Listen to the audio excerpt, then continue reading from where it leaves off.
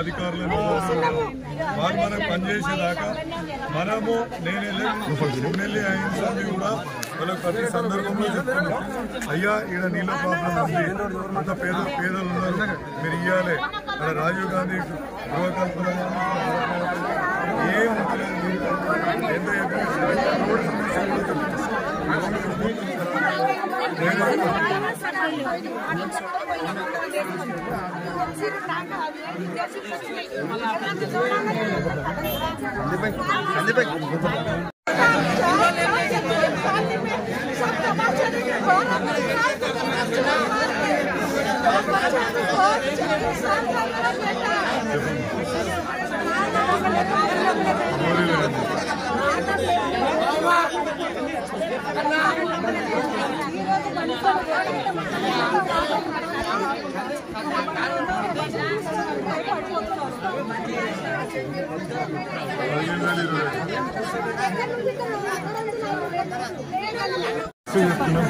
గరీబోళ్ళని చెప్తున్నాము.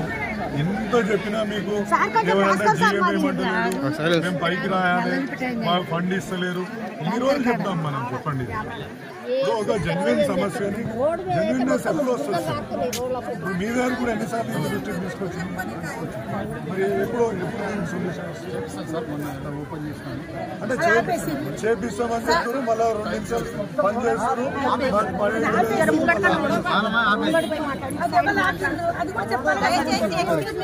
అది ఎందుకు ఆపిర్రు? మరి 2 days లో వాటర్ వస్తాయని అన్నారు. మాకు మీరేమనుకోకండి, మాకు క్లారిటీగా తెలియాలి మరి ఎందుకు ఆపిర్రు, ఏమైంది. ఇక వాళ్ళ దగ్గరికి వచ్చిన వాళ్ళని తిట్టినా కొట్టినా వాళ్ళే, మీరు కూడా సమాధానం చెప్పండి. మేము సార్ ఈసారి మాత్రం బంద్ చేస్తాము.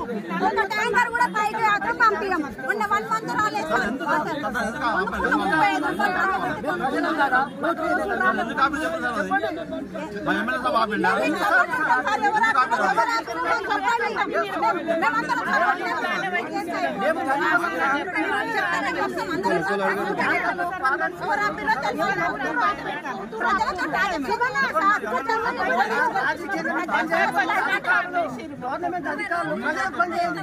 మమ్మల్ని ఆదుకుంటారనే కదా మేము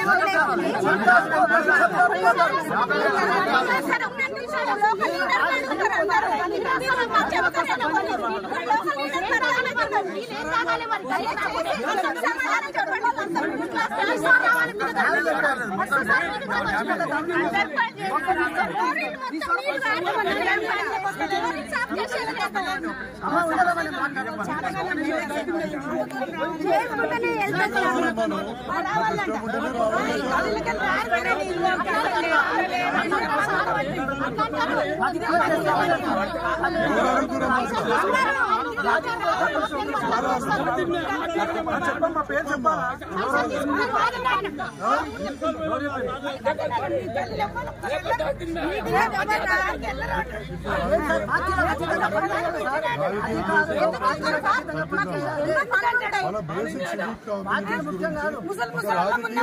అంత దూరం రావాలంటే వస్తామా?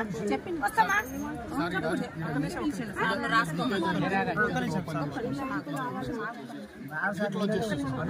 ఆడ జంక్షన్ కోసం అని ఓపెన్ చేసినాం సార్. కొద్ది పైప్ అవసరం ఉంది, అంటే లెంత్ తక్కువ చేస్తాం సార్. చేస్తాం సార్.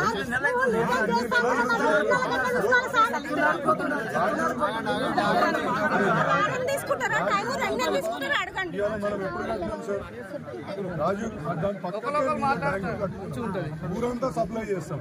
ఇలా పక్కకున్న సప్లై కాకపోతే స్టెప్ బై స్టెప్ అంటే పైప్ లైన్స్ మనకు సంబంధం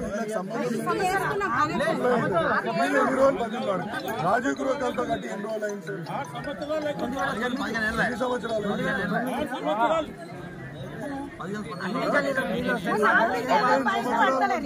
15 సంవత్సరాల నుంచి కూడా మనకు పైప్ దొరకది,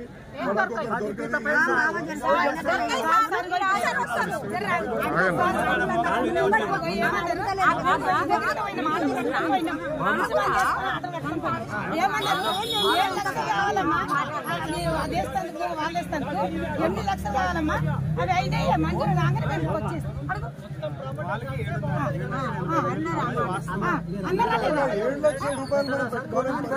కాకుడు మేము ఇస్తామన్నాము కాకుడు మేము ఇస్తామన్నాము ఎంత బాధ ఉంది మాకు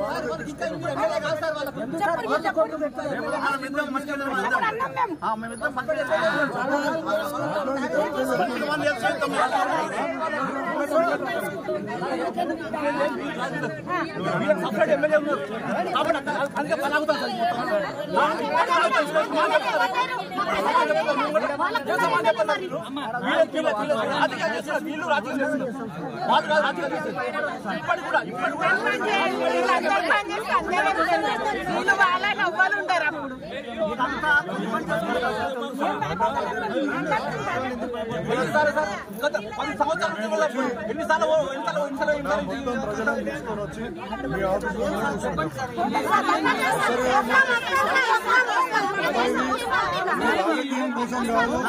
ఓటు కోసం కాదు మన కోసం మనం పోరాడుకోవచ్చు కదా.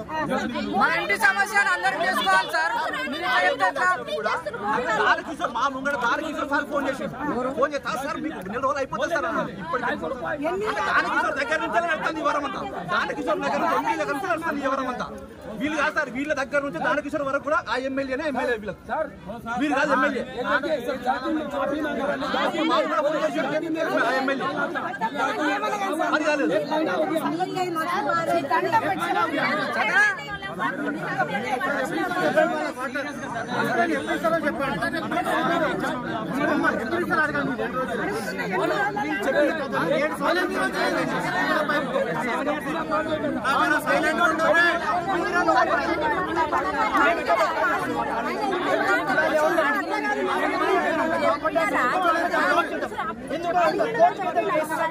మాకు ఫెసిలిటీ ఇవ్వకపోతే ఎందుకు మేము ట్యాక్స్ కట్టాలి? మంచిగా డ్రైనేజ్ వాటర్ బయటికి పోదు, మంచిగా వాటర్ లోపలికి రాదు. మేము రావాలా బతకాలా? మేము అర్థమైతే ట్యాక్స్ మొత్తం వసూలు చేస్తున్నాం.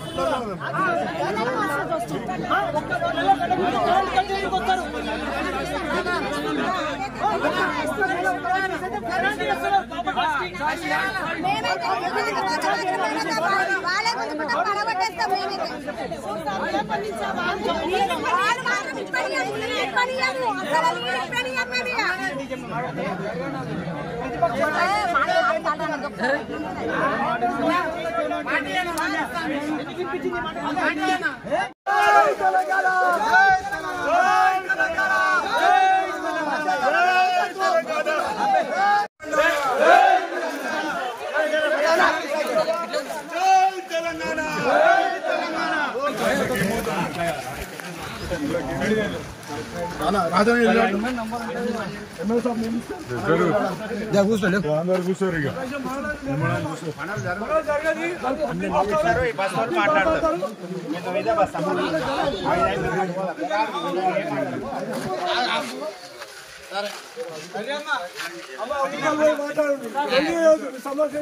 చెప్పినాము.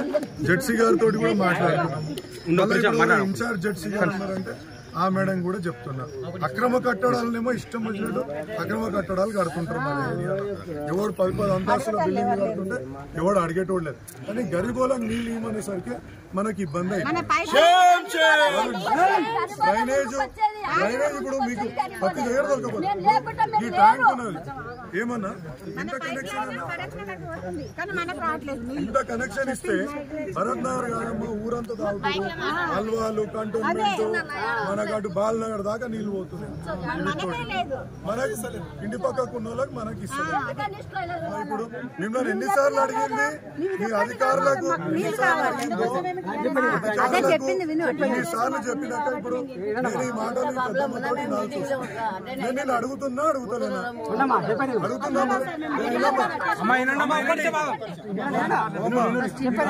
ఎన్నిసార్లు చెప్పినా ఇలా ప్రాబ్లం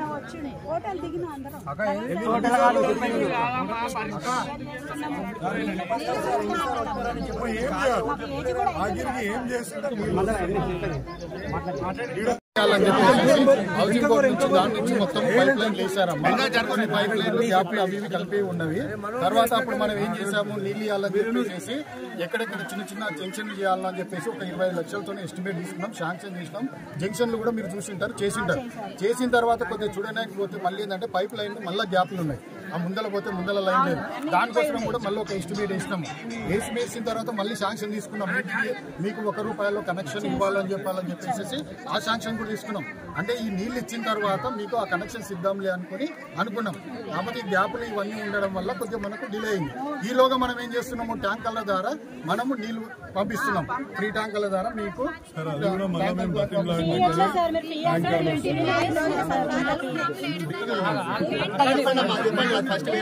అమ్మా నేను చెప్తున్నా, మేము 3 ట్యాంకర్ల ద్వారా పంపిస్తున్నాం. మీరు ఒక్క నిమిషం పదే వచ్చి చెప్పినా, నేను అందరికి ఇక్కడ చెప్పినా, ఇక్కడ ఆకలిలో చెప్పినా, వాళ్ళకి చెప్పినా, అమ్మ ₹1 ఎవరికి ఇవ్వద్దు, ₹1 ఎవరికి ఇవ్వద్దు అని చెప్పినా.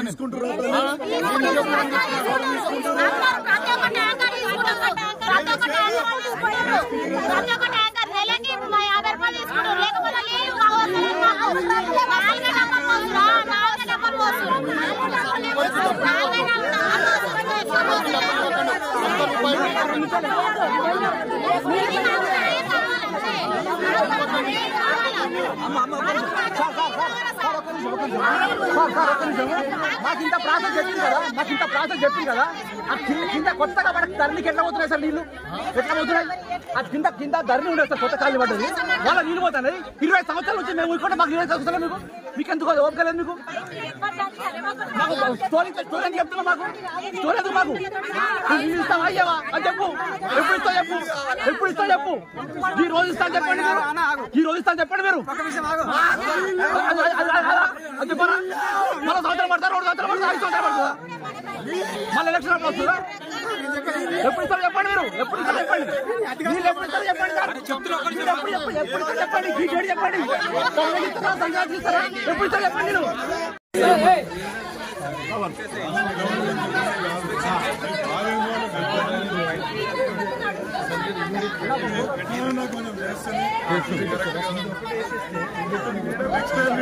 మేడం ఇక రండి, రావాలి మేడం. రావాలమ్మా ఎప్పుడు 2000 ఓట్లు అమ్మా చూడ అమ్మా రాతో మనం పిలవరి వస్తాం. పోలీసు వాళ్ళ ముందుగా వస్తాం గాలిలాగా. అప్లికేషన్ తీసుకొని నా ఆఫీస్ లేడు. ఆఫీస్ నేను అందరికీ మీటింగ్ వచ్చే విధంగా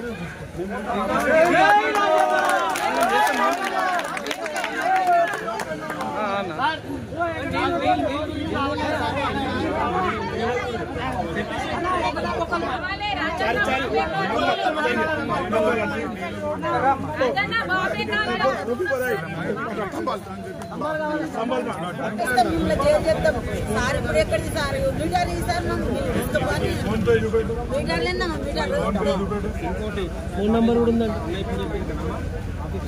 బాలరాజ్ ఆగ్రా బాబు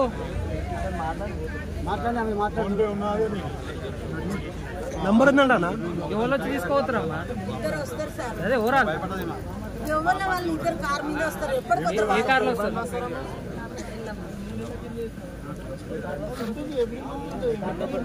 తెల్ల కార్లు తెల్ల కార్లు వచ్చి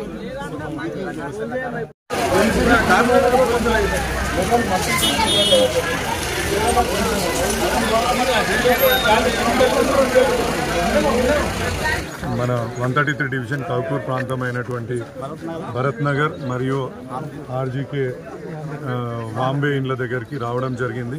వీళ్ళ అనాదిగా ఎన్నో ఏండ్ల నుంచి ఇక్కడ మంచినీటి సమస్య, కరెంటు సమస్య, డ్రైనేజ్ సమస్య, రోడ్ల సమస్యలు ఇక్కడ అనేకం ఉన్నాయి. నేను గెలిచిన మరుక్షణమే అప్పుడు నేను మీటింగ్ పెట్టినప్పుడు చూసినాను. గెలిచిన మరుక్షణం ఇక్కడికి వచ్చి పర్యటించి ఇక్కడ ఏమేం ప్రాబ్లమ్స్ ఉన్నాయో అనేది డిసెంబర్ జనవరి ప్రాంతంలో ఇక్కడికి వచ్చిపోవడం జరిగింది. దాన్ని అధికారుల దృష్టికి కూడా కంప్లీట్గా తీసుకుపోవడము, అధికారులు ఎంతసేపటికి మాకు ఫండ్ లేదు, మా దగ్గర డబ్బులు లేవు, మేము కాంట్రాక్టర్ వినట్లేదు అని ఇవే చెప్పడము. దాని తర్వాత మధ్యలో ఒక 3 నెలలు మనకు లోక్సభ ఎన్నికలు జరగడం మూలాన కూడా కొన్ని పనులు పెండింగ్ అయినాయి. మళ్ళీ ఒకసారి నేను ఇక్కడికి వచ్చిన అంటే విచిత్రమైన దుస్థితి ఏంటంటే రాజీవ్ గాంధీ గారి పేరు మీద ఇక్కడ ఇండ్లు కట్టడం జరిగింది. సుమారు ఎన్ని ఇండ్లు? 57 అపార్ట్మెంట్లు, 1857 అపార్ట్మెంట్లు, 1824 ఇండ్లు ఉన్నాయి. వాటికి ఇవ్వాలటి వరకు కూడా కనెక్షన్ ఇవ్వకపోవడం శోచనీయం. ఎందుకంటే ఇక్కడ వాటర్ ట్యాంకర్లని HMWS ఫ్రీగా పంపిస్తున్నా ఇక్కడ దందా చేసుకోవడానికి వాళ్ళకి నీటి కనెక్షన్ ఇవ్వకపోవడం శోచనీయం. మీరు గమనించాల్సిందిగా కోరుతున్నాను. ఇక్కడ ఎటువంటి రాజకీయం లేదు.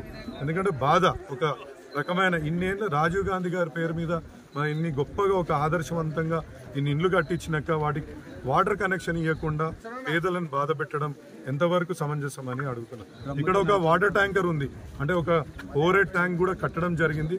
ఆ ఓవర్ హెడ్ ట్యాంక్ కి ఒక 5 మీటర్ల కనెక్షన్ ఇవ్వడం జరిగితే ఒక జంక్షన్ ని రిపేర్ చేసి అంటే ప్రిపేర్ చేసి దానికి 5 మీటర్ల మనం పైప్ కనెక్షన్ చేస్తే నీళ్లు పైకెక్కి ప్రతి ఒక్క ఇంటికి అక్కడ నీళ్ళు వచ్చే అవకాశం ఉంది అని ఎంతసేపు నేను HMWS అధికారులని విన్నవించుకున్నా వాళ్ళు వినకపోవడం ఇక్కడ మీరు గమనించాల్సిందిగా కోరుతున్నా. నేను వాటర్ వర్క్స్ డిపార్ట్మెంట్కి వెళ్ళిన GM గారిని ఒక 4 సార్లు వాళ్ళ ఆఫీస్కి వెళ్ళి కలవడం జరిగింది. ఇక్కడ ఉన్న ఈ ప్రాంత ప్రజలను కూడా వాళ్ళ దగ్గర తీసుకొని వెళ్ళి కల్పించడం కూడా జరిగింది. ఇది కాకుండా నేను MD గారికి అంటే అప్పుడు సుదర్శన్ రెడ్డి గారు ఉండే MD గారికి కూడా ఆయనకి వీళ్ళ యొక్క సమస్యని అక్కడ వివరించడం జరిగింది. ఆయన కూడా సానుకూలంగా స్పందించి చూస్తా అన్నాడు. బట్ అన్ఫార్చునేట్లీ ఎక్కడ కూడా పనులు జరుగుతలేదు.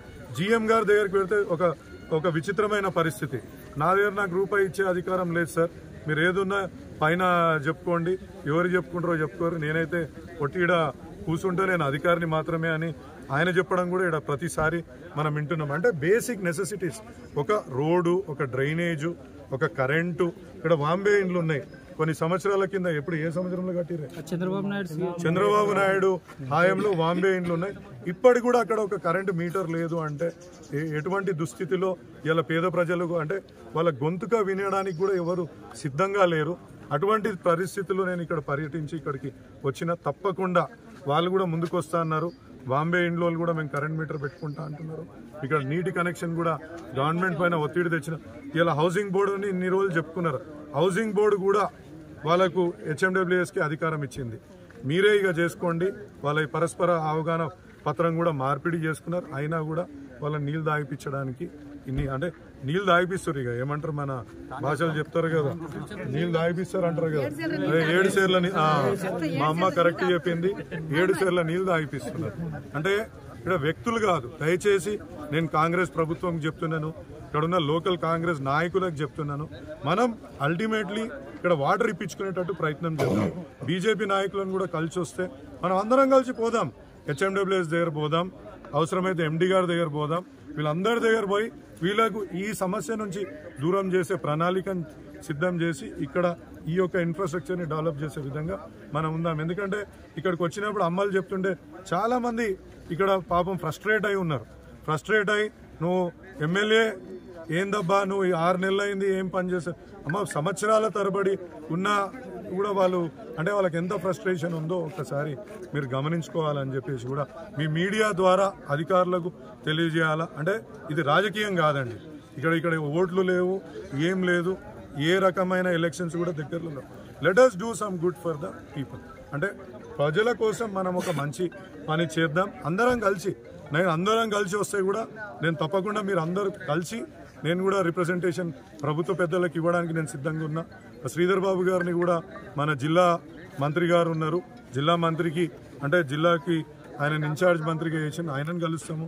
రేవంత్ రెడ్డి గారిని కూడా కలుస్తాం. ప్రజాపాలనలో ఇటువంటి ఇబ్బందులు కలగవద్దు. ప్రజలకు బేసిక్ నెసెసిటీస్ నుంచి కూడా తర్వాత మనం ఎన్నో వాగ్దానాలు చేస్తుంటాం. ఆ వాగ్దానాలు నెరవేరాయో తర్వాత మాట చూసుకుందాం. కానీ ఉన్నాయి అయితే ఇక్కడ బేసిక్ నెసెసిటీస్ని అయితే కల్పించాల్సిందిగా వాళ్ళందరికీ అధికారులను అయితే ప్రత్యేకంగా వాళ్ళ కాళ్ళకు దండం పెట్టి కూడా చెప్తున్నాను.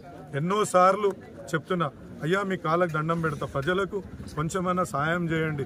ప్రతి సందర్భంలో ఒక రోడ్ వేస్తా అంటారు. ఆ రోడ్కి నిన్న మౌలాలిలో ఒక ఉదాహరణ చెప్తా, రోడ్ వేయాలా, ఆ రోడ్ పక్కకు డ్రైనేజ్ పగిలిపోయి ఉంది. అక్కడ స్థానిక ప్రజలు రోడ్ డ్రైనేజ్ పగిలిపోయింది అంటే అప్పుడు అక్కడికి వచ్చి HMWS అధికారి చెప్తాడు, సరే నేను ఇప్పుడు దాన్ని